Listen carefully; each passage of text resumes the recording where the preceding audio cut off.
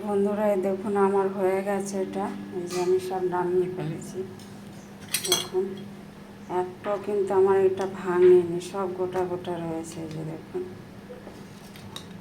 সব গোটা গোটা রয়েছে। ঝোলটা একটু পাতলা রেখেছি, কেন এটা যেহেতু ডাল দেওয়া আছে ঝোলটা এঁটে যাবে, ওই জন্য পাতলা করে রেখেছি একটু ঝোলটা।